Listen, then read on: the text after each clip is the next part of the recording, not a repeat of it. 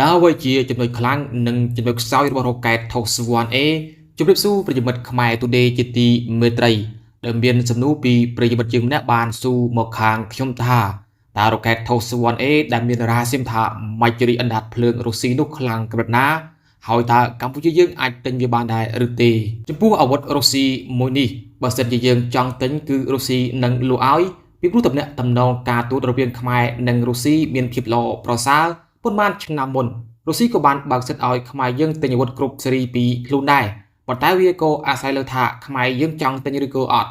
ហើយបាននិយាយពី TOS 1A នេះវិញវាគឺជាប្រភេទរ៉ុកកែតរយៈចម្ងាយខ្លីដ៏មានអានុភាពសម្រាប់គ្រប់គ្រងដល់ការប្រយុទ្ធថ្មើរជើងនិងបំផ្លាញទីតាំងសត្រូវដែលស្និទ្ធចម្ងាយជិតវាត្រូវបានធ្វើទំនើបកម្មចេញពីរ៉ុកកែត TOS 1ក្នុងឆ្នាំ2003និងបានឆ្លងកាត់ក្នុងសង្គ្រាមជាច្រើនទូយ៉ាងដូចជាសង្គ្រាមនៅអាហ្គានីស្ថានសង្គ្រាមនៅ Nagorno-Karabakh សង្គ្រាមស៊ីរីនិងរវាងរុស្ស៊ីអ៊ុយក្រែន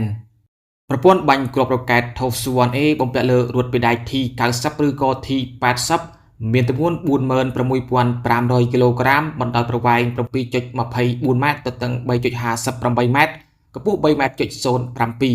រត់ខ្លួន60គីឡូម៉ែត្រក្នុង1ម៉ោងរត់បានចម្ងាយ550គីឡូម៉ែត្របំពេញត្រូវឧបករណ៍សម្រាប់បាញ់គ្រាប់រ៉ុកកែតចំនួន24កណ្ដុងប្រើប្រាស់គ្រាប់ប្រភេទ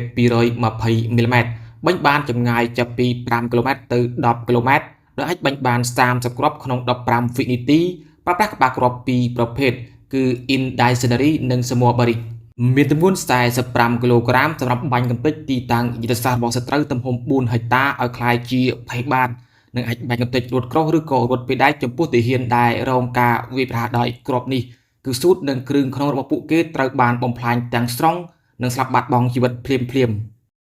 ដោយសារតែឥទ្ធិពលនៃគ្រាប់របស់វាស្រូបយកបរិយាកាសនិងខ្យល់ជុំវិញទីនោះទាំងអស់ធ្វើឲ្យពួកគេពិបាកក្នុងការដកដង្ហើមរ៉ុកកែត TOS 1A បំពាក់ទៅដោយប្រព័ន្ធមជ្ឈបាញ់ដោយកុំព្យូទ័រ ballistic ប្រព័ន្ធគ្រប់គ្រងការបាញ់ប្រព័ន្ធ laser ស្វែងរកគោលដៅប្រព័ន្ធសម្រាប់មើលនៅពេលយប់និងប្រព័ន្ធការពារ CBRN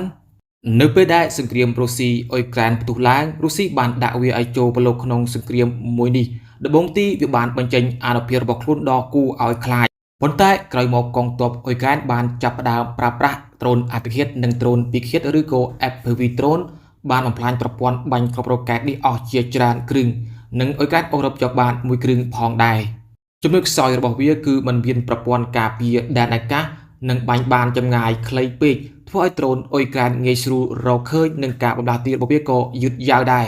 ទើបតែទទួលរងការវាយប្រហារពីដ្រូនខ្លាំងពេកទើបរុស្ស៊ីដាក់សំណាញ់ដែកដើម្បីការពារវាហើយបច្ចុប្បន្ន